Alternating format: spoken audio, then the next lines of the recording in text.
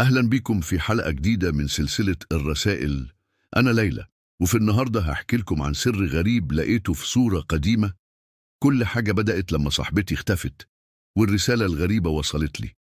كنت قاعدة في أوضتي مش قادرة أنام، بفكر في كل اللي حصل، وفجأة عيني وقعت على صورة على الحيط. صورة قديمة ليا وأنا صغيرة مع بابا، بس المرة دي شفت حاجة مختلفة. في الخلفية كان في باب غريب شكله معدني وعليه علامة محفورة. الغريب إن الباب ده مش موجود في شقتنا دلوقتي. وفجأة وصلتني رسالة تانية، نفس الصوت الغامض بيحذرني. الباب ده اتقافل من 14 سنة، ممنوع حد يفتحه. لو قربتي منه في حاجة هتصحى.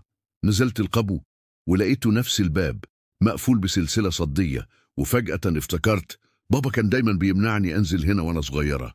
اتصلت ببابا، وأول ما سألته عن الباب صوته اتغير. قال لي: ليلى، اوعي تفتحي الباب ده، ما تعمليش نفس الغلطة اللي أمك عملتها. وهنا اكتشفت حاجة صدمتني. في درج قديم لقيت صورة لأمي واقفة قدام نفس الباب ونفس العلامة الغريبة. أمي اللي عمرنا ما عرفنا راحت فين كانت هنا قدام الباب ده. في الحلقة الجاية هنعرف إيه اللي ورا الباب، وأنا واثقة إن اللي هنشوفه مش هيكون زي أي حاجة شفناها قبل كده. ما تنسوش تعملوا لايك واشتراك عشان توصلكم كل الحلقات الجديدة، وشاركوا توقعاتكم في الكومنتات. أنا ليلى، وأشوفكم في الحلقة الجاية.